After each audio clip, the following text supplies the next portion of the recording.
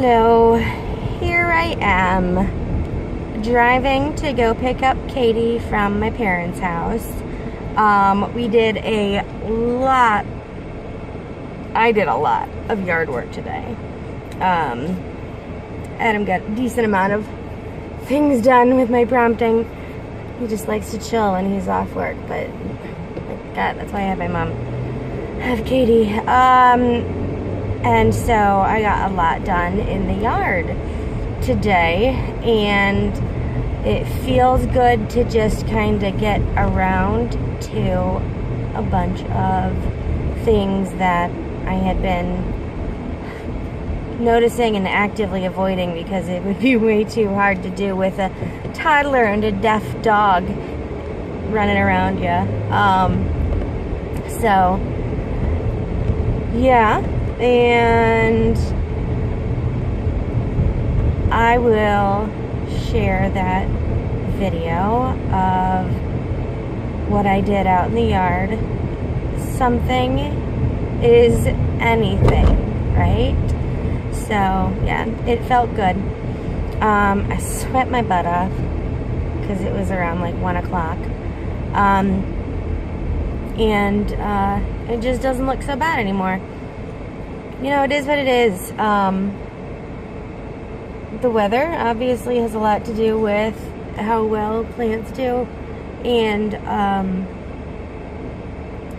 also your attention to them. But the thing is that I spent so much attention, I put so much attention into my garden this year, and it wasn't as profitable. It wasn't as productive as it has been in past years when I've neglected it more. So at least that's some good news for next year. Next spring, when I'm working on my first semester back at school, I won't have to worry about giving so much attention around, you know, exams and everything, because that didn't work out for me this year, and so, you know, a lot of stuff died, but it was fun. We tried a lot of new things, and we're going to, some things, you know, some of the things we're gonna try again next year. Some of them we're going to do differently. Like the potatoes, we're gonna grow them with the irises and whatnot. But it was a good learning experience this year. I don't know. Part of the Brave New World is like doing things, getting back to doing things that I used to do, you know, before I had Katie. And another part of it is trying new things. And so, you know, I've always gardened. I've always had a garden in the backyard, and I pretty much did like nothing like I've done before and switched everything up, and hey, it didn't work. But you know what? I know what does work, and I can work with that next year. And again, every year is different. So that's that. I don't know. I feel like it was just a really good experience this year. So I'm happy about it. So check out the video. Let me know what you think. Give me some tips if you want. No criticizing. I don't care if my yard is not perfectly tidy and there are leaves everywhere. Ugh, it's silly. It's nature, right? A weed is but an unloved flower. Sometimes I love the weeds. Sometimes I love the natural messes that nature creates. And I don't always feel like I have to clean it up, because everything so contrived is sometimes just so boring. So, enjoy. Okay, so I just weeded this whole area, and the very few that were over there in the garden, actual garden area, but I just weeded this whole little section between the walkway and the driveway. And I left the purslane because I love how that fills in, and it gets really neat color. It is a succulent, it is edible, although I don't eat it. And it gets some neat red and green going on with the stems and the leaves, and some of them, you know, get a little bit yellower when they're stressed out, just like succulents do. I think it's pretty, so I leave it. And these are all of the weeds. Like, this is a huge trash can, so it's a good foot that's like up to my shin, my mid shin, I'd say. So next I'm gonna pull these pots out and weed around there, although it doesn't look like there's much but the purslane there, so that looks nice. And although it covers my rocks, I wish it was in a little bit more around the pots, but you can't decide what nature does. So, and then we also have a little geranium type cousin plant right here. We have a bunch of them going on around the front and the back. We have another one here that's still flowering, and then we planted this little creeping Jenny right there trying to fill in that little hole. I don't know, maybe next year I'll just plop some purslane in there and good to go. I also left the purslane here next to my daisies and the weird green bean bush, and took the rest out everywhere else. Oh, I missed a few clovers. Anyways, and then this is a bunch of grass in with this phlox, and honestly I just don't bother. It's the same color. It's fine.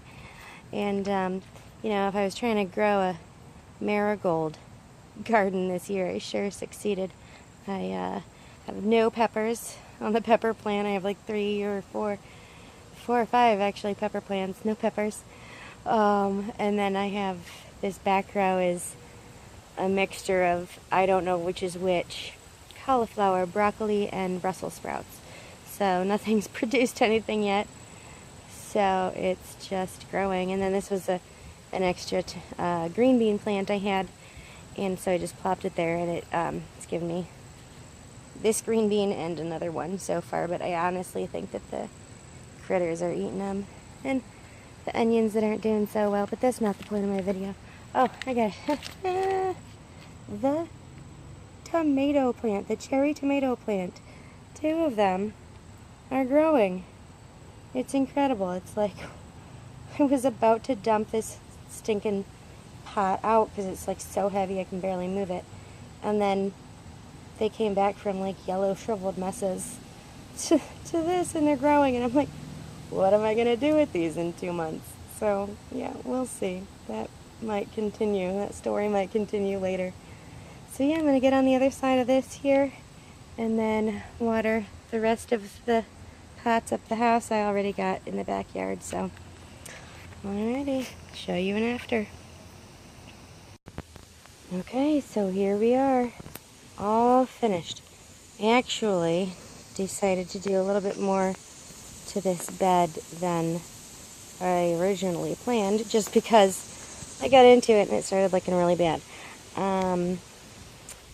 I had a bunch of pots of microgreens growing right here, and they were just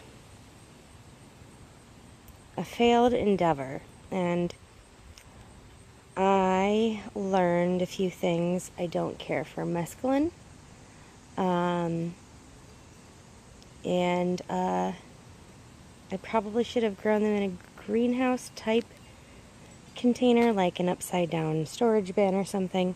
Made them portable into the garage or something, but honestly that's too much work for me.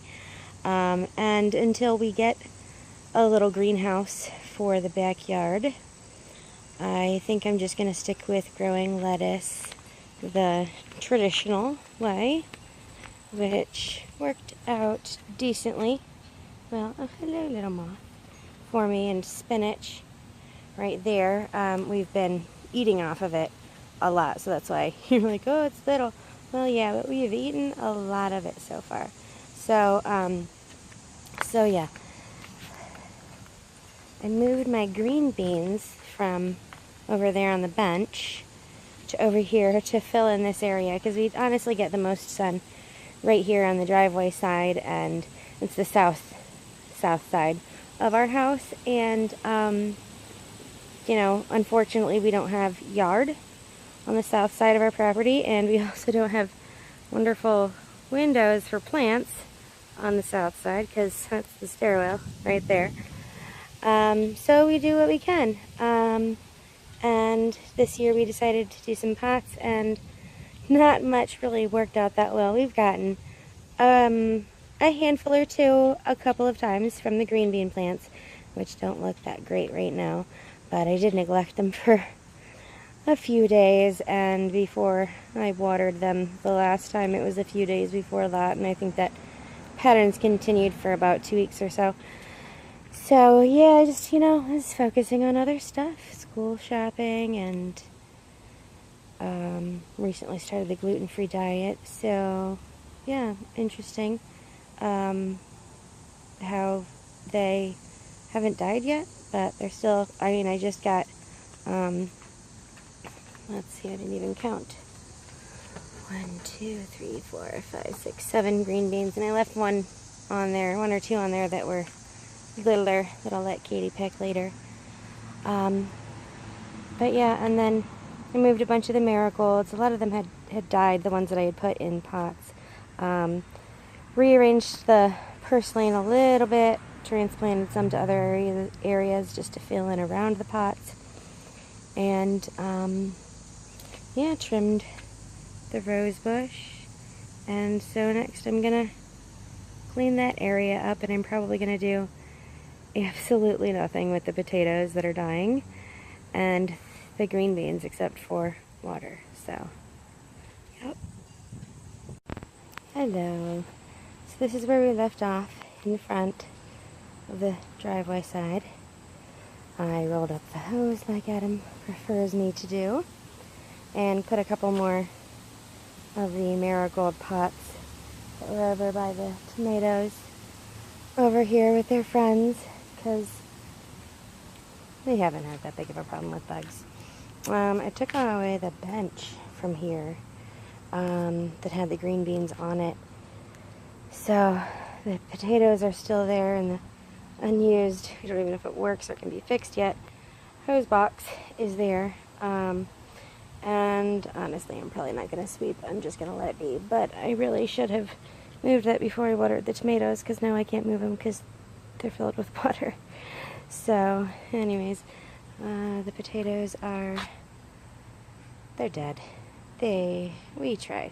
It was our first attempt at potatoes, and so we will try again next year.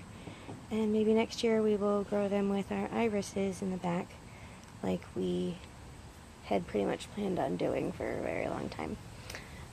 So yeah, first attempt was we had some weird soil, and had a lot of like actual like fuzzy mold growing on top of our planters and everything, even though they all have drainage.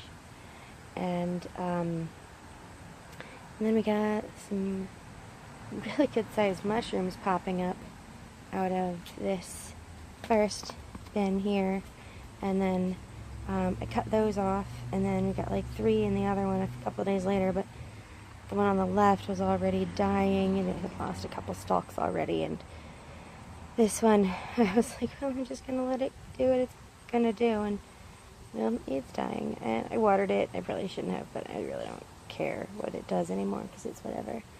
The tomatoes are kind of dying off. These are almost ripe here, and then we have a bunch of the smaller Romas there. Another, he's over here, up here with me. And I got him. Another little one right there. And this one's really, really, really tall. See that? See that? It's past our kitchen window. So, that's nuts. The others aren't even like maybe half the height. But yeah, and that's that. That's the garden, and that's how it's doing.